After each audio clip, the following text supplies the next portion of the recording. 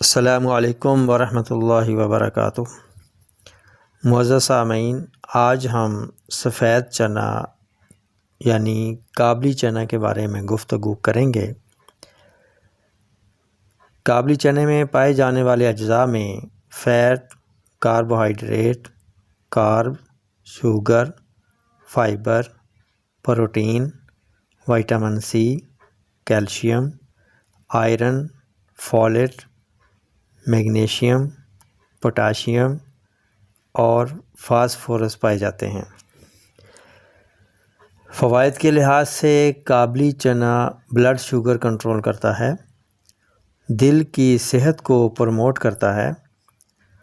ابلا ہوا کابلی چنا بطور سلاد استعمال کیا جائے تو وزن کم کرنے میں معاون ثابت ہوتا ہے۔ کابلی چنا فائبر سے بھرپور ہوتا ہے، اس لیے معدہ و امعاء میں زیادہ دیر تک رک کر عمل کرتا رہتا ہے اور قبض نہیں ہونے دیتا۔ کابلی چنا فائبر کی وجہ سے کینسر کی روک تھام میں اہم کردار ادا کرتا ہے۔ کابلی چنا پروٹین کا حامل ہے، اسی لیے نئے سیلز بننے میں مدد دیتا ہے، ہڈیوں کو مضبوط کرتا ہے، ہیموگلوبین بڑھاتا ہے، خون کی کمی دور کرتا ہے اور مسلز کی گروتھ میں معاون ثابت ہوتا ہے۔ فولیٹ کی وجہ سے RBC کو بڑھاتا ہے اور انہیں منظم رکھتا ہے۔ میگنیشیم کا حامل کابلی چنا ہڈیوں اور دانتوں کی بناوٹ میں حصہ لیتا ہے۔ کابلی چنا کیلشیم بھی رکھتا ہے۔ کابلی چنا پوٹاشیم کی وجہ سے انسولین کو امپروو کرتا ہے۔ ہڈیوں اور دانتوں کی گروتھ و مضبوطی میں فاسفورس کا اہم رول ہے، جو کہ کابلی چنا میں پائی جاتی ہے۔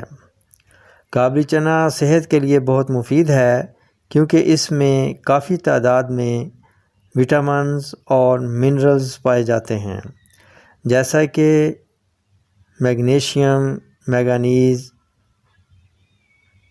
زنک، آئرن، کاپر، تھیامین اور وٹامن B6 وغیرہ۔ انسانی فٹنس کے لیے کابلی چنا زبردست نعمت خداوندی ہے۔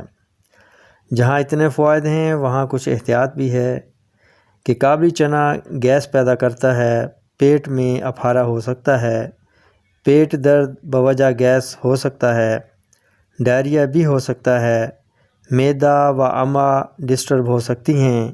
یہ علامات ہر کسی کو نہیں ہوتی، بعض لوگوں کو ہوتی ہیں۔